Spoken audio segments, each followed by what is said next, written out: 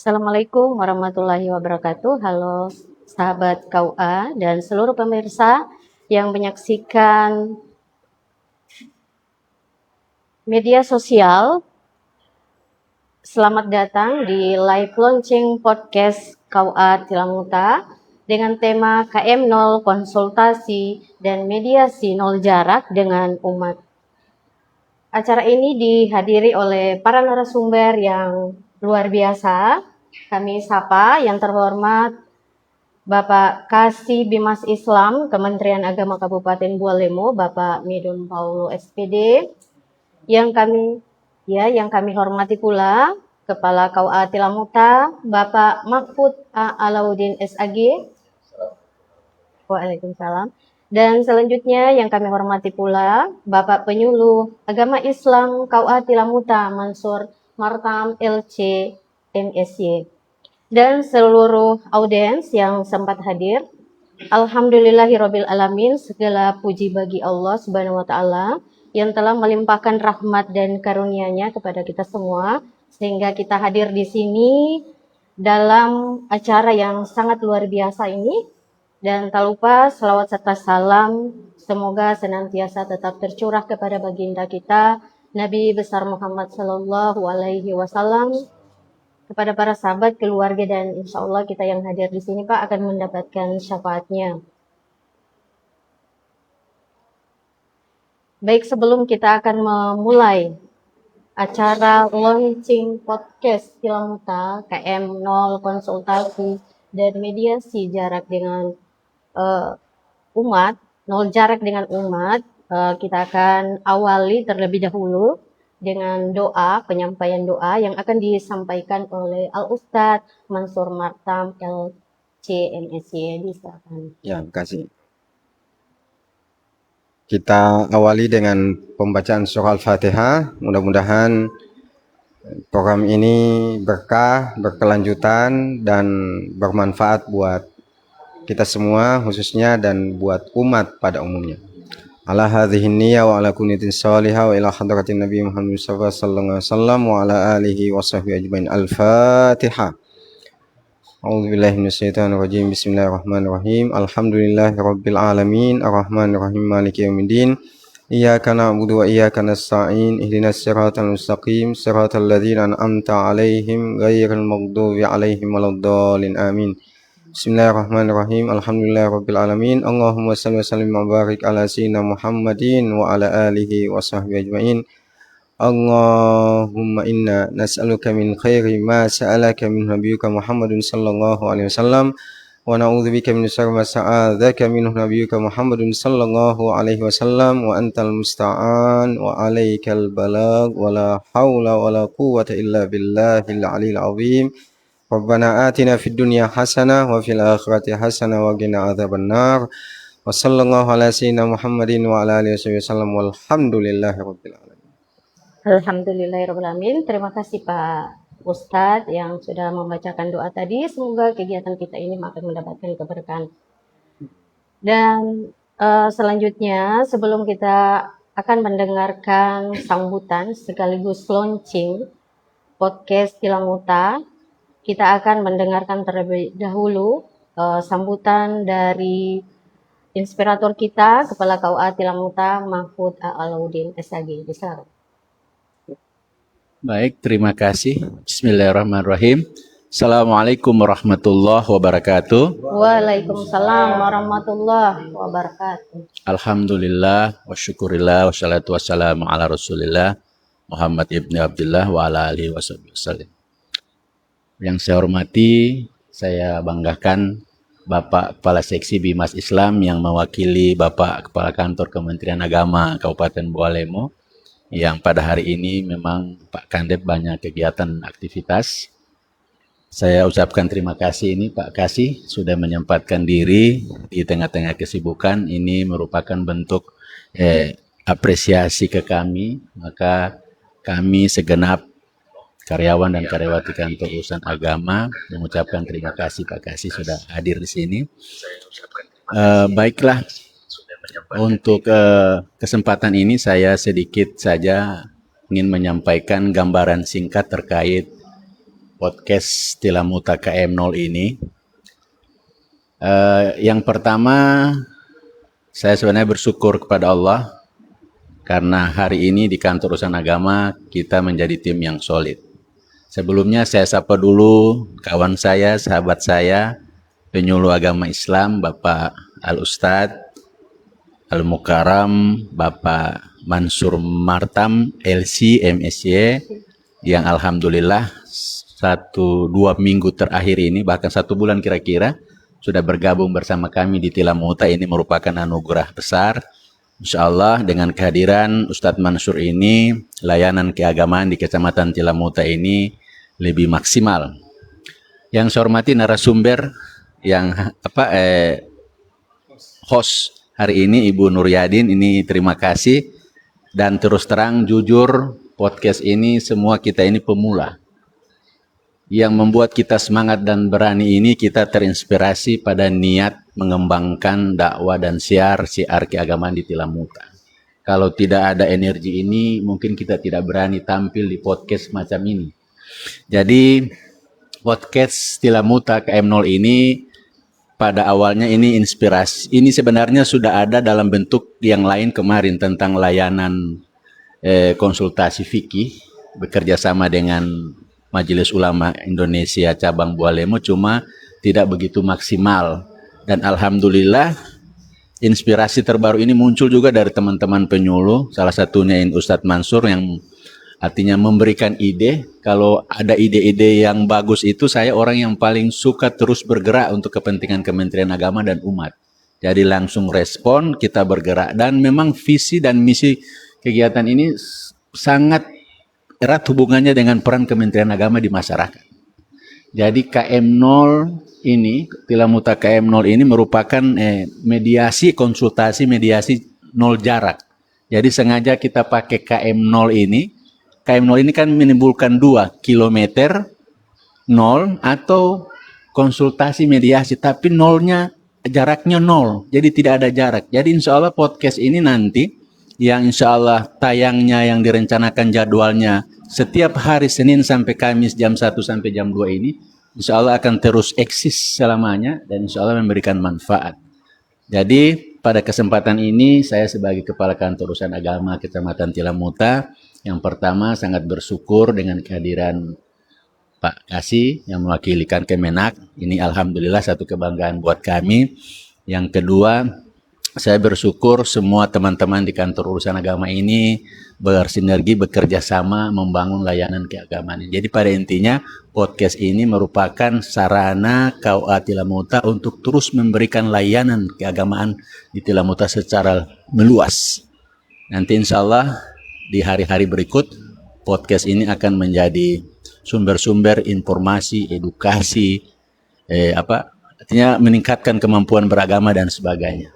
Saya rasa itu. Sekali lagi terima kasih Pak Kasih dan saya berharap media ini, media Facebook KUA Tilamuta ini akan terus diakses oleh seluruh masyarakat supaya segala layanan kami di KUA ini benar-benar sampai di masyarakat. Jadi poin yang bisa kita garis bawahi, harapan kami Kementerian Agama melalui KUA ini memang sangat dekat dengan masyarakat. Sekali lagi itu, saya ucapkan terima kasih.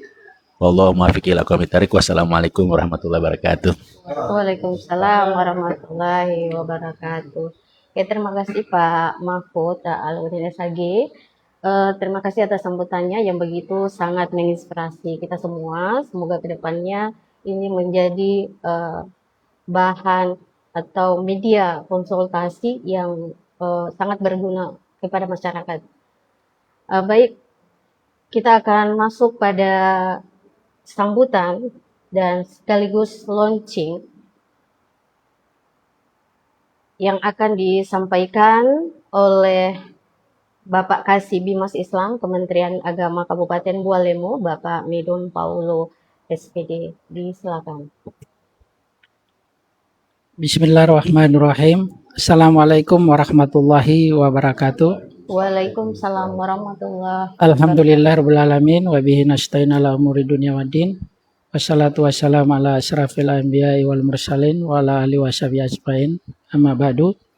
Yang saya hormati rekan saya Kepala KUA Kecamatan Tilamuta, Pak Mahfud, selaku penginisiatif podcast ini.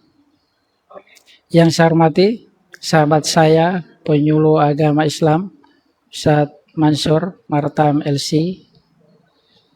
Yang saya hormati teman-teman pengelola podcast yang alhamdulillah kita semua dirahmati Allah Subhanahu wa taala. Salawat dan salam kita curahkan kepada junjungan kita Nabi besar Muhammad sallallahu alaihi wasallam. Insyaallah syafaat beliau sampai kepada kita sekalian sampai di yaumil akhir nanti. Teman-teman, sahabat podcast, sebagaimana kita ketahui, kantor urusan agama kecamatan ini adalah garda terdepan Kementerian Agama.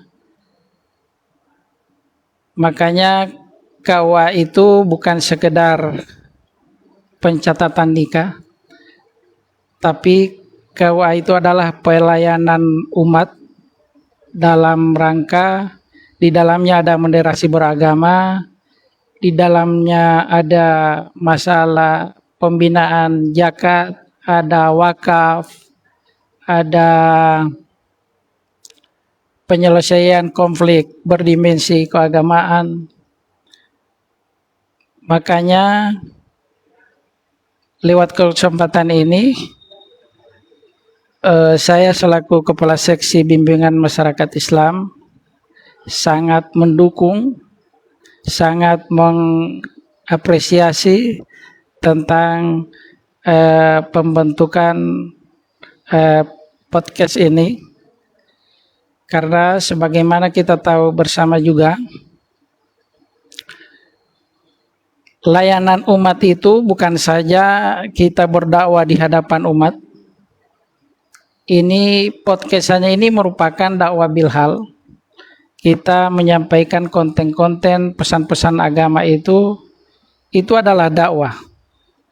Makanya saya atas nama Kepala Kantor Kementerian Agama Kabupaten Bawalemo berharap podcast ini adalah merupakan edukasi yang luas supaya masyarakat itu memperoleh informasi itu secara luas dan bisa dipertanggungjawabkan. Sahih, Ustadz bilang sahih adanya informasi, edukasi ke masyarakat. Yang berikut, dengan adanya podcast ini, KUA itu semakin kuat. Jadi mari kita hilangkan kesan bahwa KUA itu hanya tukang catat atau mengeluarkan buku nikah.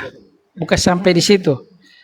Tapi KUA itu adalah kita tunjukkan bahwa KUA ini adalah sahabat umat. KUA ini adalah sahabat umat dalam rangka penyampaian informasi tentang keluarga sakinah, tentang pencatatan nikah, ada wakaf di dalamnya, ada zakat, bahkan haji, walaupun urusan haji itu sudah pisah dengan Kementerian Agama, tapi KUA itu adalah garda terdepan melayani umat tentang informasi haji. Dan yang berikut adalah moderasi beragama yang mengakar. Kenapa? Podcast ini adalah harus menyampaikan pesan-pesan agama yang menyejukkan, merangkul semua golongan. Itu tujuannya. Dan yang berikut, ASN KUA ini akan berekspresi, karena ini adalah menjadi ruang bagi penyuluh, penghulu, dan teman-teman pelaksana maupun pejabat-pejabat fungsional yang ada di KUA. Ini adalah ruang mereka untuk berekspresi, menyampaikan pesan-pesan agama dengan ringan dan kekinian. Itu maksud tujuan dari terbentuknya podcast ini. Dan yang berikut, saya atas nama Kepala Kantor menyampaikan pesan kepada pengelola ini. Yang pertama, ada 3 pesan yang saya sampaikan. Yang pertama, akurat substansinya. Itu yang pertama. Yang kedua, menarik kemasannya. Dan yang ketiga,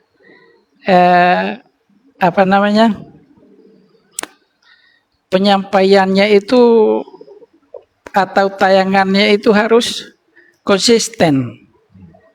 Itu yang harapan Kepala Kantor. Makanya podcast ini menjadi salah satu wahana media yang kita berinteraksi melalui jaringan internet, tapi dengan pesan-pesan yang lembut kepada masyarakat.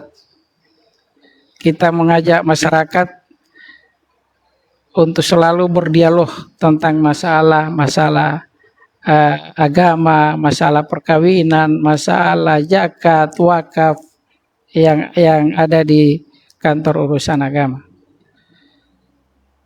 Akhirnya melalui kesempatan ini saya atas nama Kepala Kantor Kementerian Agama Kabupaten Mualemo dengan membacakan Bismillahirrahmanirrahim meluncing podcast KUA Tilamuta KM0. Semoga usaha kita ini akan menjadi amal jariah bagi kita semua. Mungkin hal-hal ini yang saya bisa dapat sampaikan. Lebih dan kurangnya saya mohon maaf. Wallahul musta'an. Wassalamualaikum warahmatullahi wabarakatuh. Waalaikumsalam warahmatullahi wabarakatuh. Terima kasih Pak Kasih yang sudah memberikan sambutan sekaligus melonceng podcast Tilamuta KM0 konsultasi media dan nol jarak dengan umat. Semoga ini bisa menjadi penyemangat untuk kita lebih mengembangkan ke depan program seperti ini. Baik, untuk prosesi launching ini sudah selesai, dan tetapi kita akan memberikan sedikit pertanyaan kira-kira kepada Pak Kua dulu, boleh kepada Pak Kua dulu. Kira-kira Bapak apa yang melatar belakangi lahirnya podcast KUA ini dengan tema atau konsep KM0 konsultasi dan mediasi nol jarak dengan umat? Ya, baik. Baik, terima kasih. Bicara yang melatar belakangi, ini semua hadir karena bentuk layanan. Ya. Jadi Pak Kasih karena ini lahir karena bentuk layanan. KUA Tilamuta ini kan KUA pusat layanan keagamaan. Maka sebenarnya podcast ini kalau menurut saya secara pribadi ini biasa saja. Kenapa? Karena ini bentuk pelayanan. Yeah. KUA memang harus memberikan layanan. Cuma alhamdulillah hadir dalam bentuk podcast Tilamuta KM0. Itu yang pertama. Karena ini memang KUA kewajibannya tupoksinya memberikan layanan. Baru kantor saja dinamakan Pusat Layanan Keagamaan. Jadi ini salah satu bentuk layanan. Dari sekian banyak layanan, ini salah satu bentuk layanan yang mungkin bisa sangat luas layanan ini karena dia live, dia lewat media sosial, jadi layanannya lebih luas. Kalau di kantor itu kan monoton, nanti yang datang dilayani, jadi melalui podcast ini insya Allah layanannya lebih luas, itu yang pertama. Kemudian bicara latar belakang, nanti insya Allah latar belakang mungkin akan ditambahkan oleh sahabat saya, Ustadz Mansur, bicara latar belakang. Yang jelas, yang melatar belakang ini, yang utamanya KUA Tilamuta ini berusaha dekat dengan masyarakat. Hadir di tengah-tengah masyarakat. Tidak ada jarak dengan masyarakat. Maka konsepnya lahir semacam ini. Dan persoalan lahir ini salah satu inspirasi yang menggagas ini juga termasuk Ustadz Mansur LC ini. Beliau yang menggagas. Kalau saya ini cuma bahasa ininya bilang setiap ada kegiatan yang baik saya selalu di depan. Setiap ada program yang baik, saya selalu depan. Ini insya Allah bulan depan ini saya menggagas satu kegiatan yang besar. Ini mohon maaf saja Pak Kasih. Saya ada rencana ini peer edukator duta anak, anti perkawinan anak. Kegiatan ini besar. Dia 240 anak yang akan saya godok atau saya kader sampai di pengukuhan. Yang tidak menelan anggaran kecil besar. Dan tidak mendapat suplai apa-apa dari negara atau instansi. Karena ini memang lahir dari niat dan tujuan untuk bermanfaat bagi umat. Saya tertarik dengan bahasa di dalam agama itu kan sebaik-baik umat itu bermanfaat ya, yang paling bermanfaat. Jadi saya coba menggagas itu lagi. Jadi insya Allah Kawati Lamuta ada PR besar teman-teman ini menggagas duta anti perkawinan anak Pak Kasih. Jadi ini podcast salah satunya. Dan bicara tentang melatar belakangi ini lahir dari ide penyuluh agama Islam Ustadz Mansur. Dan mungkin Ustadz Mansur akan lebih mengulas secara komplit kenapa harus KM 0. Kenapa harus Tilamuta KM 0. Ada apa di situ. Dan insya Allah pada intinya ini bermanfaat itu aja. Jadi latar belakang itu yang saya mau ambil insya Allah ini manfaatnya besar. Saya rasa itu nanti lebih tambah-tambah keterangan nanti Ustadz Mansur insya Allah akan menceritakan singkat kenapa harus KM 0 ya. Saya rasa itu. Terima kasih. Ya, oke, terima kasih Pak Mahfud. Selanjutnya ini ada pertanyaan dari netizen. Namun saya akan bertanya kepada Pak Ustadz atau siapa saja yang bisa menjawab. Saya akan bacakan. Jika pasangan suami istri yang belum memiliki keturunan, apakah bisa menggapai keluarga sakinah, mawadah, dan warahmah? Berhubung di podcast ini ya, kita mengangkat beberapa materi yang menarik. Ini ada hubungannya dengan materi mungkin selanjutnya yang akan kita bahas, Pak Ustadz. Ya. Baik, saya berusaha akan menjawab apa adanya ya. Ya. Kalau alhamdulillah kami di sini, saya alhamdulillah sudah punya 5 anak. Usia perkawinan alhamdulillah sudah masuk 16 tahun. Pak Akua juga lebih senior dari saya. Pak Kepala Seksi juga lebih. Kami punya anak-anak alhamdulillah. Dan memang anak ini menjadi salah satu faktor penyebab renggangnya hubungan suami istri kalau tidak terjadi komunikasi yang baik. Karena salah satu pasangan ada kalanya terlalu memaksakan diri harus punya keturunan. Dan kalau tidak punya keturunan akan dianggap gagal sebuah perkawinan.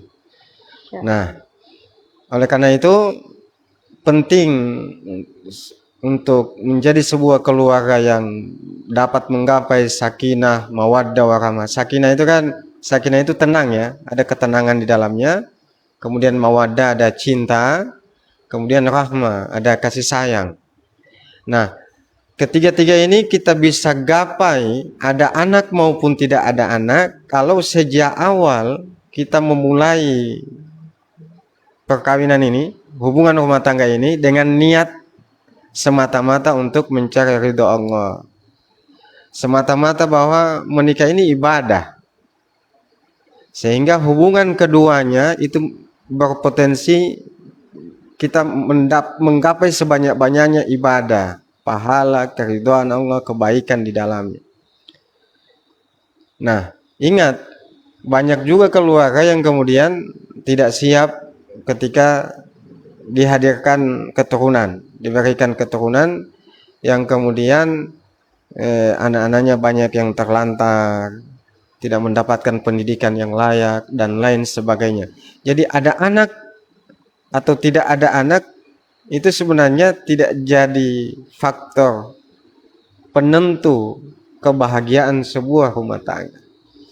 Meskipun kita tidak bisa nafikan bahwa salah satu sebab kebahagiaan itu adalah kehadiran anak-anak. Ini barangkali ya memang dalam ayat Al-Quran kita selalu ada doa ya yang diajarkan kepada kita, Rabbana hablana min azwajina wa dzurriyyatina qurrata a'yun waj'alna lil muttaqina imama.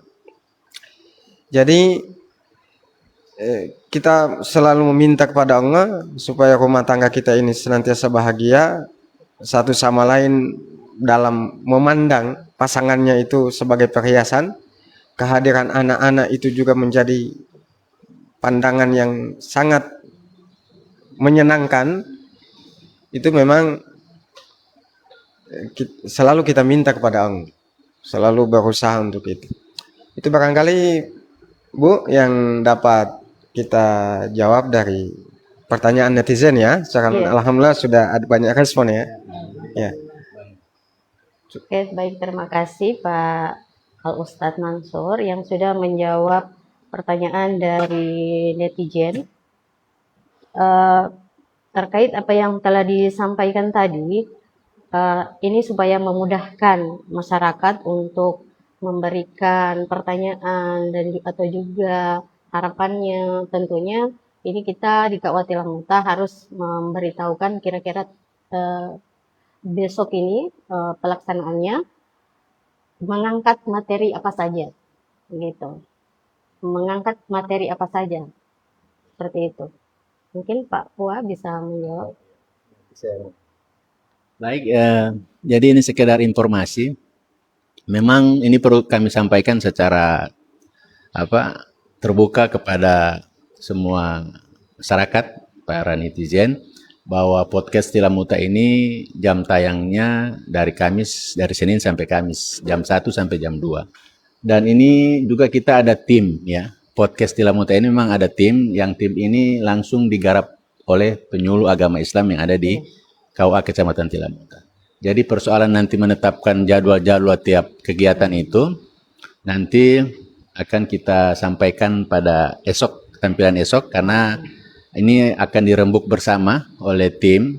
Jadi dalam 1 minggu itu sudah ada dari Senin sampai Kamis, kita sudah mau paparkan jadwal materi yang mau diangkat.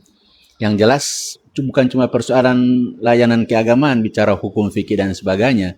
Di podcast ini nanti kami juga akan terus menginformasikan, mengedukasi kepada masyarakat bagaimana layanan nikah rujuknya, bagaimana layanan keluarga sakinanya, bagaimana mau urus duplikat nikah, bagaimana mau urus buku nikah yang rusak, bagaimana tentang wali, semua kita akan garap habis-habisan di podcast ini.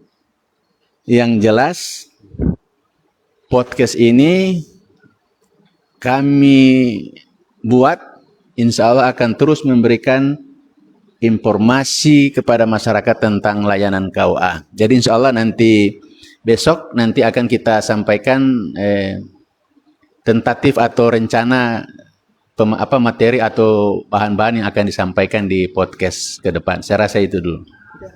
Ada pertanyaan? Oke, udah lihat dulu. Masih sementara mencatat ini. Idealnya perempuan siap menikah dari segi agama itu saat usia berapa? Ini ada pertanyaan. Dari segi agama. Dari segi agama, silakan Ustaz. Ya, baik. Tadi lupa kita menyampaikan bahwa ada pertanyaan pertama tadi itu dari Bapak Hidayat Mokambu ya. Kami ucapkan terima kasih. Masya Allah, terima kasih sudah berpartisipasi. Kemudian yang pertanyaan yang kedua ini Ibu Vita ya, Ibu Vita Memoir. Idealnya perempuan siap menikah dari segi agama itu saat usia berapa? Nah, dari segi agama ini memang dia tentatif. Dia istilahnya kondisional.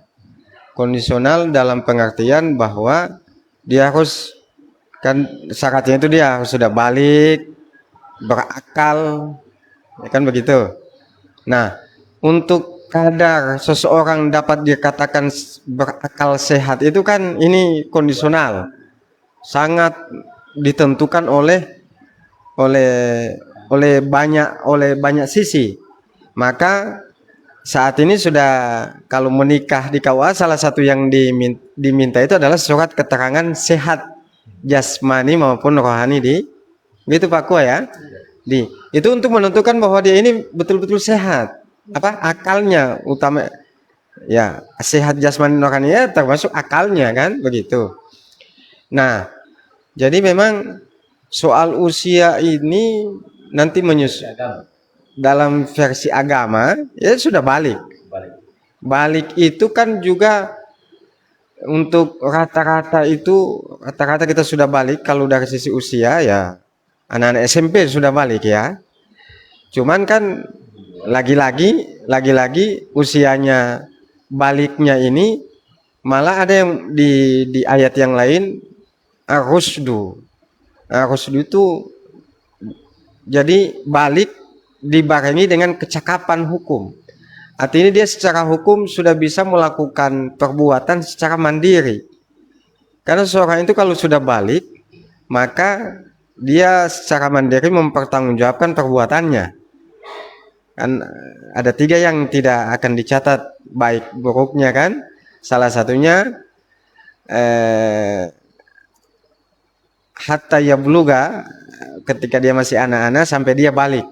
Nah, ukuran balik seseorang itu kalau dia sudah dianggap cakap melakukan perbuatan hukum atau ar-rusdu.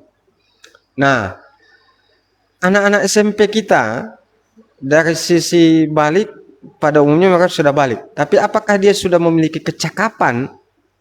Nah, dalam rumah tangga ini kan banyak perbuatan-perbuatan hukum yang memiliki konsekuensi.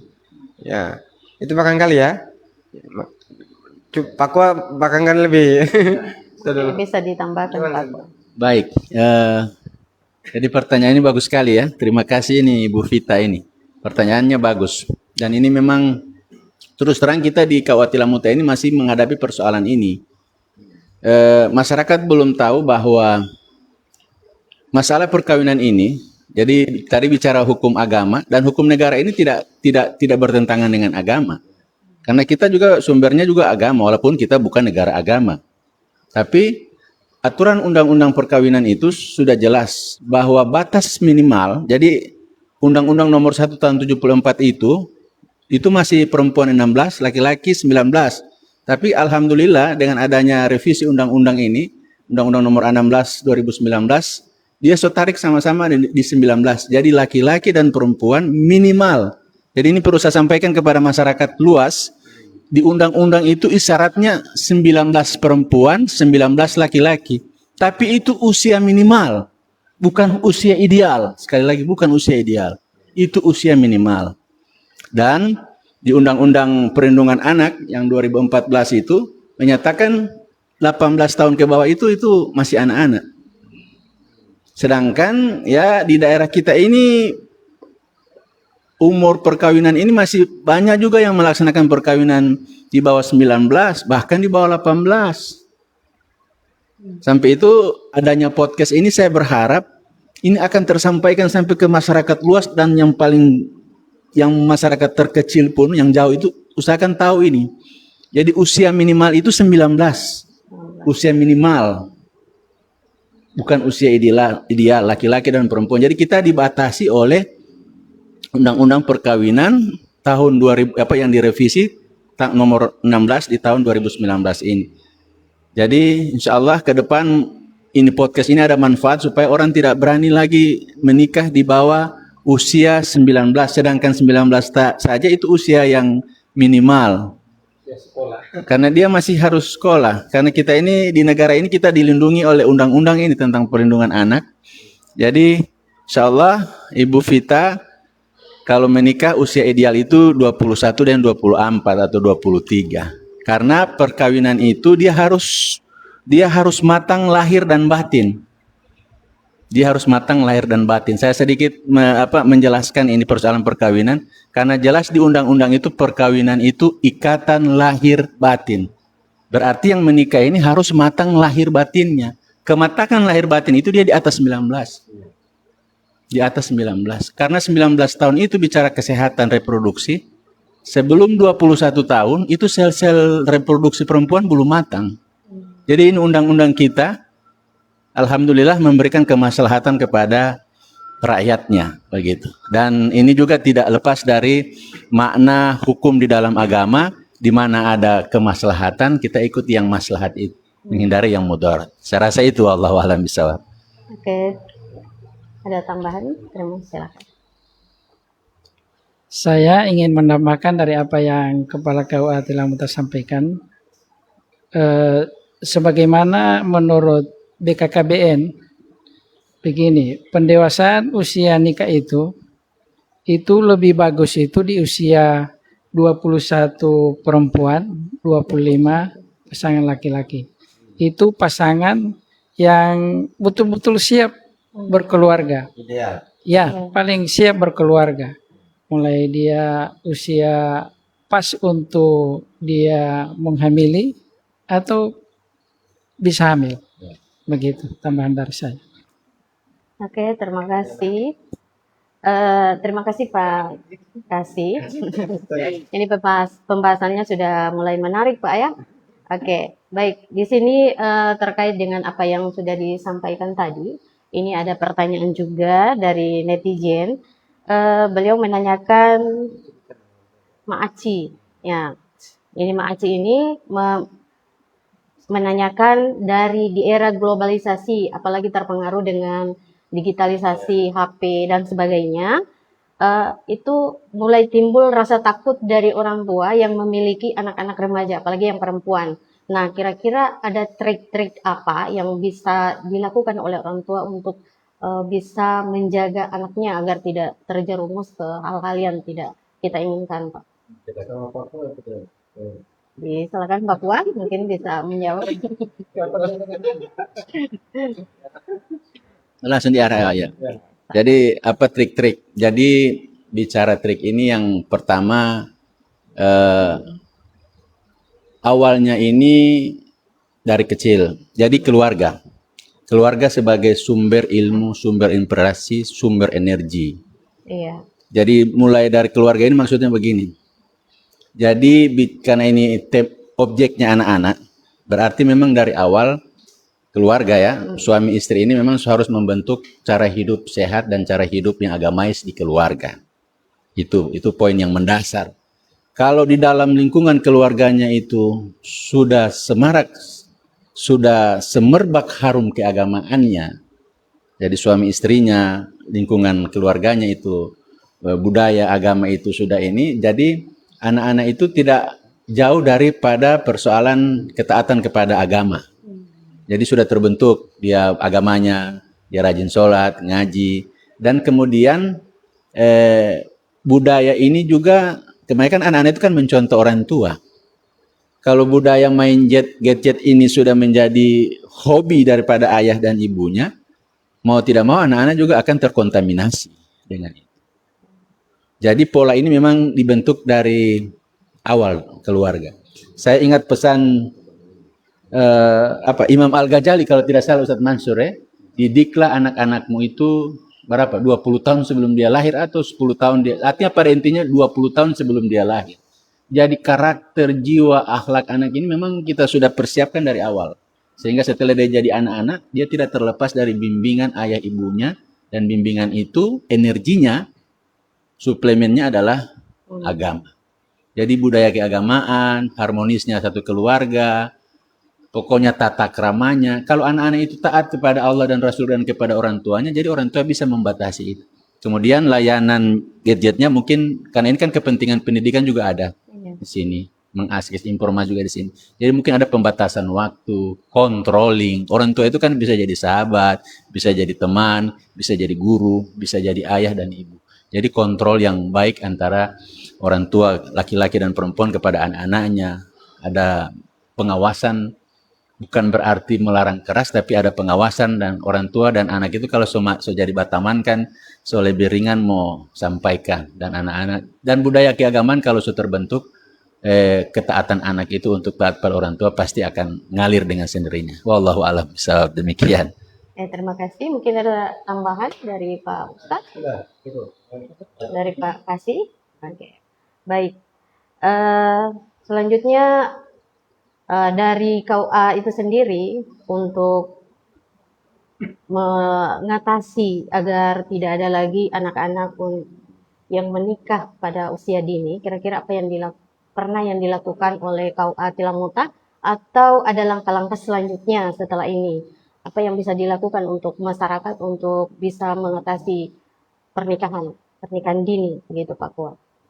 Mungkin saya mau jawab tapi ada pertanyaan itu. Iya. Oke, baik. Sebelum kita masuk ke pertanyaan tadi, kita akan jawab dulu ya pertanyaan dari netizen. Ini dari Triati. Ibu Triati Yaditala. Oke. Assalamualaikum warahmatullahi wabarakatuh. Saya kebetulan aparat desa di salah satu desa di Kecamatan Tilamuta mau bertanya agar jadi pemahaman masyarakat luas, apakah benar pelayanan di KUA Tilamuta itu 0 rupiah atau gratis, Pak Kuat? Silakan. Baik, ini sangat luar biasa. Ibu siapa? Ibu Triati. Ibu Triati, makasih banyak Ibu ya. Ini pertanyaan yang sangat bagus. Ya, dari aparat desa, dan ini saya berharap ini live ini bisa disaksikan oleh 3.000 orang penduduk Tilamuta sebenarnya harapan. Kenapa? Supaya tidak akan taklid buta di dalam memahami konsep layanan KUA. Jadi di KUA ini kami perlu sampaikan semua layanan KUA ini, semua layanan di KUA ini dia 0 rupiah. Jangan cerita mau nikah, mau urus rekomendasi, duplikat buku nikah, mau urus surat keterangan, mau urus apa saja di KUA, mau urus PPAIW, akta ikrar wakaf, apa saja layanan oleh KUA ini dari dulu memang 0 rupiah. Bukan cuma 0 jarak. Sampai itu ini inspirasi sangat luar biasa. 0 jarak. Memang KUA ini banyak di angka 0. 0 rupiah layanan. Jadi perkawinan itu 0 rupiah. Ada perkawinan yang biasa di masyarakat bilang mau bayar itu namanya bukan upah nikah, bukan, ada bahasa sanksi. Katanya kalau tidak kawin di KUA mau bayar denda. Ini yang saya paling tidak respect dengan itu, bahasa itu. Kita ini sudah tampil memberikan layanan 0 rupiah gratis. Karena memang logo jiwa Kemenak itu ikhlas beramal. 0 rupiah. Yang berbayar itu PNBP-nya. Itu pun ada unsurnya, yaitu perkawinan di luar jam kantor, di luar hari kerja. Itu sudah diatur oleh PMA. Jadi yang kawin di luar baik dia hari kerja maupun tidak, di luar balai nikah, dia kena biaya PNBP, bukan denda. Kalau denda itu berarti sanksi, ada keterkaitan dengan pelanggaran. Masa masyarakat ada pelanggaran yang KUA? Tidak ada. Jadi ada yang berbayar cuma PNBP, perkawinan, akad nikah, pengawasannya di luar kantor dan di luar jam kerja. Jadi ada yang kawin hari Sabtu, hari Minggu, hari libur, itu kena PNBP. Itu pun dia menerima billing dulu dari aplikasi. Aplikasi kasih keluar billing setelah didaftar semua lengkap, penetapan tanggal kawinnya, hari hanya keluar billing yang harus dibayar oleh masyarakat atau catin ke negara. Itu namanya PNBP, penerimaan negara bukan pajak. Bukan di KUA. Dia langsung ke bank-bank yang memang sudah ditunjuk. Bank-bank yang memang sudah ditunjuk. Jadi ini sangat luar biasa pertanyaan ini, karena saya masih jaga dengar di masyarakat. Mau bayar denda. Mau bayar denda apa? Denda itu sanksi. Tidak ada denda-denda di KUA, tidak ada sanksi-sanksi di KUA. Yang ada apabila masyarakat melangsungkan perkawinan di luar jam kantor dan di luar jam kerja, mereka membayar PNBP ke negara, bukan ke KUA, bukan di sakunya Pak Kuah. Saya kalau masuk di saku saya semua 600 ini loh, kali peristiwa nikah sini 300 pasang, kali Joti Pak Kuah semua beli baby Benz. Ya, jadi distort ke negara, masyarakat membawa buktinya ke KUA. Itu yang akan kita upload lagi di aplikasi. Maksudnya kita akan lagi di aplikasi. Jadi kami ini alhamdulillah ada Pak Kasih Bimas Islam ingin menyampaikan bahwa di KUA tidak ada bayar-bayar lagi. Tidak ada istilah yang sudah lama ini di KUA. Cuma memang ada sedikit penyelewengan-penyelewengan tapi bukan oleh orang KUA, bukan oleh lembaga KUA. Kita di sini sesuai dengan instruksi dari pusat Kementerian Agama bahwa pelayanan KUA Rp0. Tanpa pelayanan kami ini sudah tanpa batas, itu pun Rp0. Jadi sekali lagi tidak ada yang berbayar, semua layanan kecuali yang di luar jam perkawinan atau akad nikah yang di luar jam kerja dan di luar hari kerja dengan hari libur, di luar kantor. Jadi di luar kantor ada kawin pamannya hari Senin, tapi di luar itu dia PNBP. Tetap. Tapi yang semua pelayanan masyarakat yang datang ke sini itu nol rupiah. Memang nol. Ya, sekali lagi Rp0. Semua layanan di kantor di jam kerja Rp0. Tapi selain itu masalah perkawinan itu di luar kantor, di luar jam kerja itu berbayar. Tapi berbayarnya PNBP menyetor ke negara, ke bank yang ditunjuk. Jadi ini insya Allah ini menjadi informasi semua masyarakat. Perkawinan sekarang semudah, layanan KUA sekarang semudah. Lengkapi berkas, pastikan catin dan walinya, datang ke KUA, pelayanan gratis, cepat, tepat, pelaksanaan sesuai syariat Islam dan undang-undang negara Republik Indonesia. Saya rasa itu insya Allah ini bisa didengar oleh banyak orang. Oke, terima kasih Pak Pua atas jawabannya. Ini menarik. Sebelum kita melangkah pada pertanyaan tadi, ini ada pertanyaan dari netizen khusus untuk Pak Ustadz. Khusus untuk Pak Ustadz. Ini menyangkut keturunan, Pak. Menyangkut keturunan. Ini pertanyaan dari Pak Yusrin. Ini beliau sudah 5 tahun belum memiliki keturunan. Beliau bertanya kira-kira tips atau amalan apa yang harus beliau laksanakan agar beliau itu tetap tawakal dalam menunggu lahirnya lahirnya keturunan ini, Pak. Begitu. Sekalian mohon doanya katanya. Doa dari Pak Ustadz. Ya, terima kasih banyak Iya. Pak Yusrin Lihu ya, KSP. Ini pertanyaan khusus ini, tapi nanti sebentar nanti bisa ditambahkan oleh Pak Midun dan Pak Mahfud. Ya, secara pribadi alhamdulillah saya dikaruniai 5 anak, alhamdulillah. Dan Insyaallah. memang saya punya pengalaman, tapi Pak Yusrin sampai 5 tahun belum punya anak, kasihan. Kita doakan sama-sama, mudah-mudahan beliau akan Iya, insyaallah. ya. Kita doakan mudah-mudahan semoga beliau dan pasangannya dimudahkan untuk mendapatkan keturunan yang baik, yang berkualitas dan bermanfaat. Ya, saya 7 bulan pertama itu memang 3 kali gagal.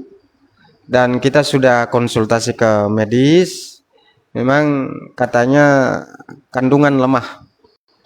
Ya, kami ikhtiar waktu itu, akhirnya memang sama dengan orang harus ada target, itu harus diseriusi target itu. Kalau mau ingin punya anak, sudah harus ada targetnya.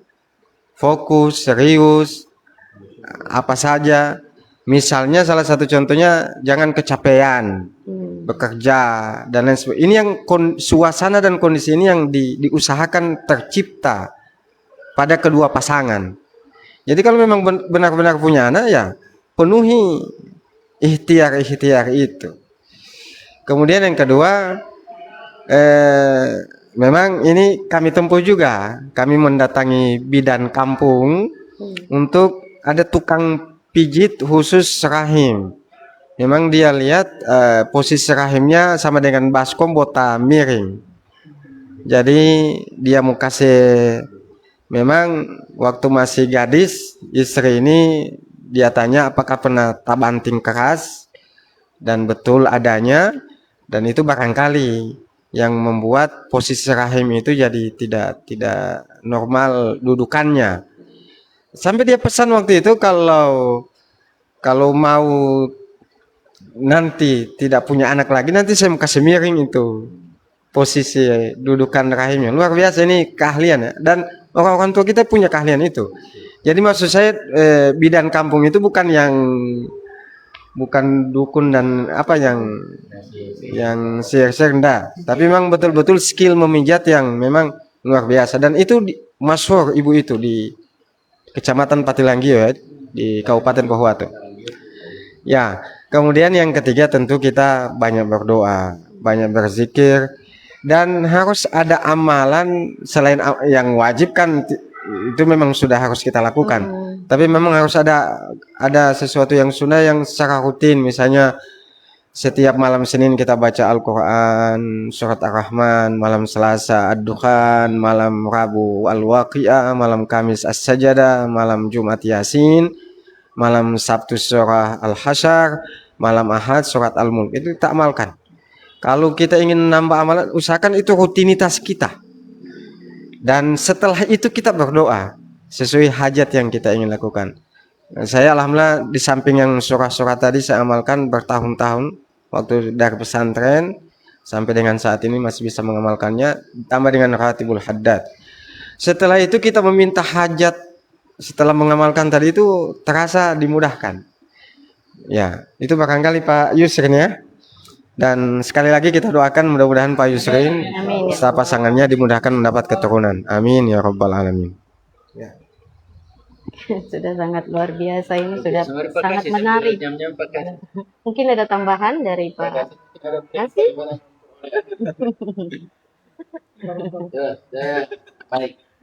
Baik Pak Yusrin, ini saya kalau tadi yang disampaikan oleh Ustadz Mansur, alhamdulillah sudah sangat luar biasa amalannya.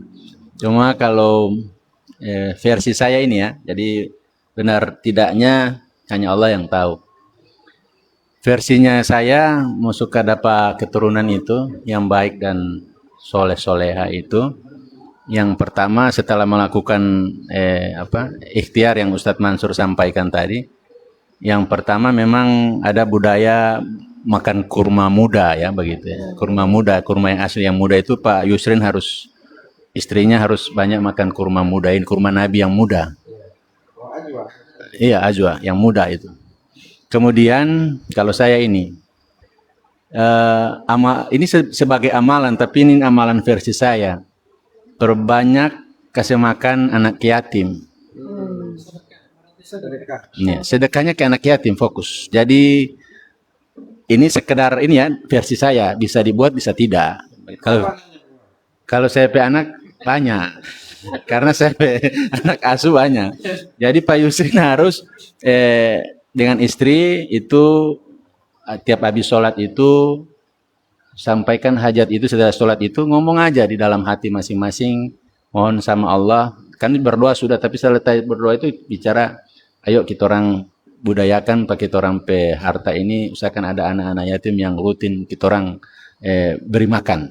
Jadi anak-anak yatim rutin beri makan, dan niatkan saya di hati, Allah ini maha mengetahui dan maha melihat. Jadi tidak usah terlalu bicara saja begitu dan kemudian mulai bergerak memberikan makan anak yatim ini menjadi program rutin dan sandarkan semua ini kan Allah, ya Allah yang gerahkan, yang takdirkan. Insyaallah Pak Yusrin dengan setelah amalan-amalan yang Ustadz Mansur sampaikan tadi, usaha-usaha periksa ke dokter apa sama secara medis sudah dilakukan, dia dikuatkan, diikat dengan apa? Suami istri ini punya budaya itu hati, tapi niatnya harus muncul di hati. Jangan dulu minta dengan bersedekah anak yatim berapa anak, bukan begitu, salah niat. Pokoknya tanamkan dulu di hati ini, Allah tahu ini tanpa diniatkan. Pokoknya menjadi program suami istri untuk selalu memberikan makan anak yatim. Pokoknya ada kelebihan, budayakan memberi makan anak yatim. Allah tahu, tanpa Pak Yusrin bilang ya Rob kasih anak, Allah tahu. Insya Allah begitu ya. Ini apa cara saya, versi saya. Kalau yakin silahkan. Insya Allah tahun depan kalau semua mulai malam Jumat ini, hari Jumat itu mulai cari anak yatim dengan lillahi ta'ala, ngalir suami istri ringan hatinya, insya Allah tahun depan pasti dapat anak. Atas izin Allah subhanahu wa ta'ala. Wallahu a'lam bishawab. Oke, terima kasih Pak Mahfud dan juga Pak Ustadz Kasih Dimas. Ini waktunya tinggal 15 menit lagi, kita akan selesai live. Mungkin ada harapan terakhir kepada masyarakat terkait podcast. Silakan. Mungkin iya dari Pak Ustadz dulu. Ya, Oke. sesuai namanya ya, podcast kita ini KM 0. Iya. Konsultasi, mediasi 0. K itu konsultasi, M itu mediasi, kemudian 0 itu 0 jarak dengan umat. Kita ingin pemirsa umat kita khususnya di Tilamuta dan umumnya masyarakat kita di mana saja berada ini bisa memanfaatkan momentum ini untuk konsultasi dan mediasi. Konsultasi itu kan kita bisa bertanya apa saja yang terkait dengan kehidupan sosial dan keagamaan kita, kehidupan rumah tangga kita, kemudian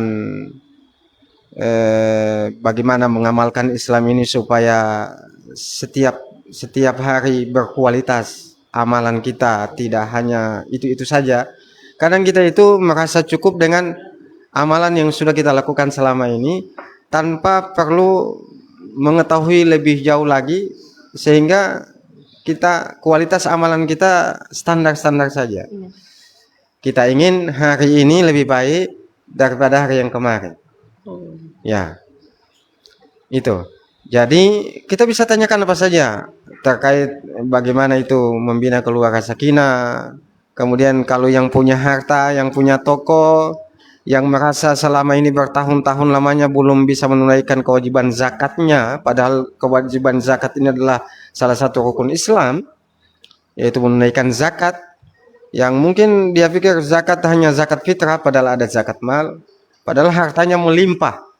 Mungkin selama ini dia sudah membagi tapi sedekah-sedekah, padahal hanya infak sedekah, padahal ada kewajiban namanya zakat. Barangkali tidak tahu cara menghitungnya, nanti kita bantu. Silakan ditanyakan, dikonsultasikan, kita bantu menjawabnya. Kita mudahkan hitung-hitungannya. Apakah Bapak Ibu sudah layak, sudah berkewajiban untuk mengeluarkan zakat? Atau barangkali ada yang ingin mewakafkan hartanya, sebidang tanahnya atau rumahnya dan lain sebagainya untuk dimanfaatkan untuk kepentingan umat. Lalu bagaimana caranya, bagaimana sertifikasinya, bagaimana daftarnya, itu kita bisa bantu sampai benar-benar harta benda Bapak Ibu objeknya itu benar-benar jadi wakaf, ya, tepat sasaran, pengelolaannya sesuai, dan lain sebagainya. Dan itu kita bisa tanyakan pada kami. Mau ingin datang di kantor juga boleh, mau lewat online, lewat podcast pada setiap Senin sampai Kamis jam 1 sampai jam 2. Kemudian mediasi itu apa? Tentu Bapak Ibu pasti di masyarakat, di keluarga secara internal pasti ada konflik, ada sengketa dari yang kecil sampai yang besar. Misalnya konflik perceraian. Jadi sebelum pasangan suami istri itu mengambil keputusan untuk bercerai, ayo datang, sampaikan kami dan kami bisa mediasi. Barangkali hubungan yang tadinya tidak bisa diselamatkan lagi, itu bisa rukun kembali. Barangkali ada pasangan yang masalah ditimbulkan karena tidak mengetahui hak dan kewajiban masing-masing. Nah, barangkali setelah kita bisa jelaskan, oh iya ya, ternyata saya yang salah selama ini. Ternyata saya yang menjadi penyebab selama ini. Dan kita berusaha pada saat mediasi itu, kami bukan hakim. Kami berusaha untuk netral supaya yang bersengketa, yang berperkara ini, kita pertemukan dalam komunikasi yang baik, dalam suasana yang rukun, dalam suasana yang damai, sehingga terjadi win-win solution. Ada solusi. Begitu juga yang paling banyak di masyarakat kita ini adalah tentang perkara kewarisan. Pasca meninggalnya orang tua dan lain sebagainya, terjadi masalah di antara anak-anak, ahli waris, antara anak dengan saudara-saudaranya dan lain sebagainya.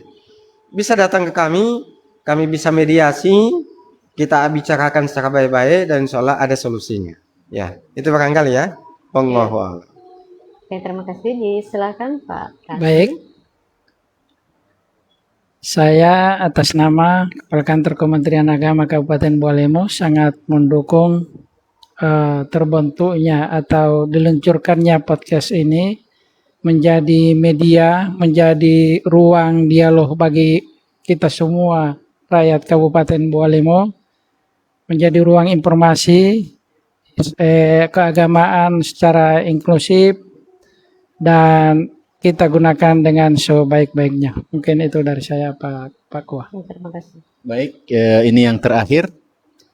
Sebelum live streaming kita ini kita tutup, yang pertama terima kasih Pak Kasih, Pak Mansur, teman-teman semua, para masyarakat yang menyaksikan acara ini. Kami ucapkan terima kasih dan permohonan maaf kalau memang ada penyampaian kami yang kurang berkenan. Kami tetap mohon maaf karena kami juga manusia biasa, dan insya Allah podcast ini yang tiap hari pun apabila belum ada kepuasan atau maksimal penyampaian kami, dan memang itu keterbatasan kami sebagai manusia biasa.